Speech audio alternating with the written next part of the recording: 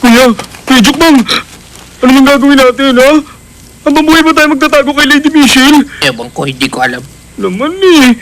Tignan mo yung mga yun. Yung pagkain natin wala pa. Ganitong gutom ko, hindi na akong galitin. Jokbang! May nakakatawa ba? Ha? Buburik yung mga hindi nyo eh. Papatayin nyo ba kami sa gutom, ha? Saan ang pagkain? Yung pagkain, dala nyo? Saan na? Sabi niyo, dadalhin niyo kami! Matakatayo lang kayong dalawa dyan!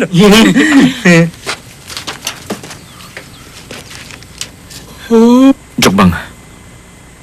Guto. Warang Yuse! Warang Yuse!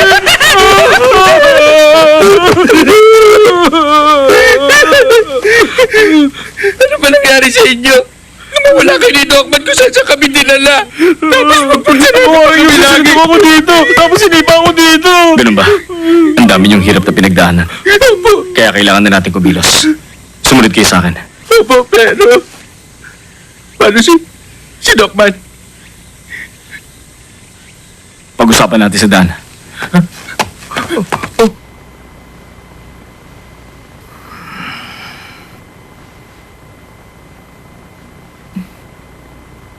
Yung eclipse, kalkulahin niyo na po. Angkan kami ng mga siyentipiko na nilbihan sa hari ng kaya sa loob ng napakahabang panahon. Subalit, nang bumagsak ang kaya sa Sina, kami ang unang pinapatay ng hari ng kaya. Nasaksihan ko kung paano nila pinatay ang ama ko. Bakit nila ginawa yun?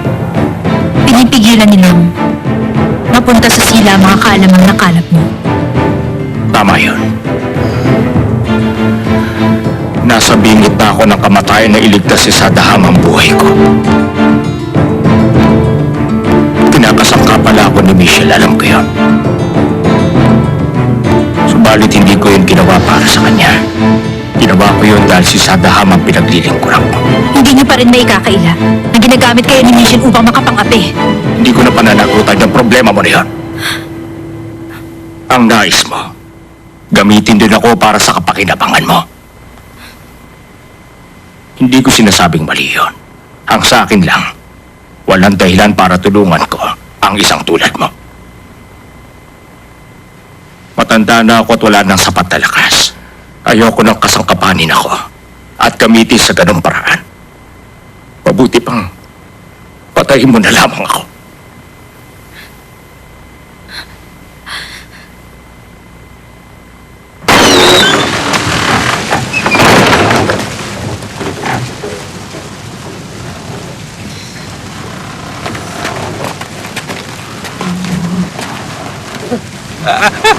Eh, siya! Si Dokman! Dokman!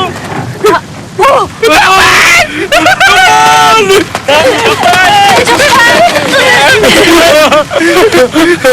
Dito ka pala! Ayos ba na mo? Oo, kamusta kayo? Walang galang!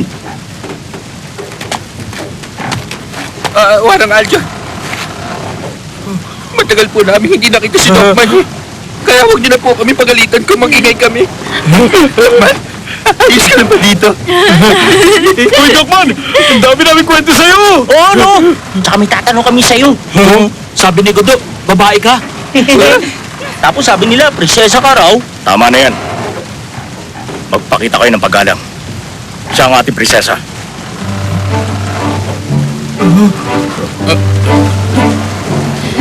Wala ba sinabi sa inyo si Warang Yusin? Yun po narinig namin. Totoo lahat. Prinsesa ka? Kung gano'n, ang hari ang tatay mo? Si Haring Jinbon? Hindi nga. Totoo.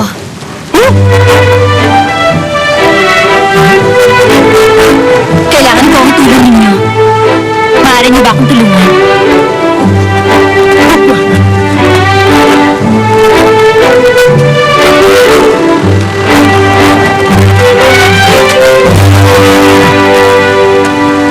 Nakilala niyo na ang ating kamahalan? Kamahalan? Kung ganun, Totoo yung... Prinsesa ka? Totoo. Magbigay-pugay kayo sa kanya. Sa ating prinsesa. Ay, totoo nga. Alan! Huwag nilang gawin yun. Hindi na naman kailangan eh. Mahal na prinsesa. Kailangan nilang gawin ng nararapat.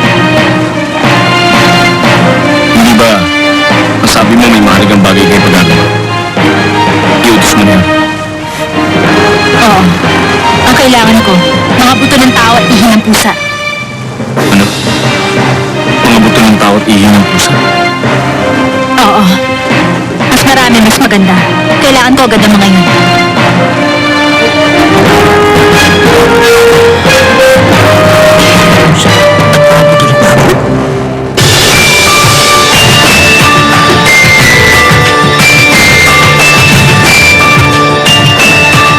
Tunay pong nakapangingilap.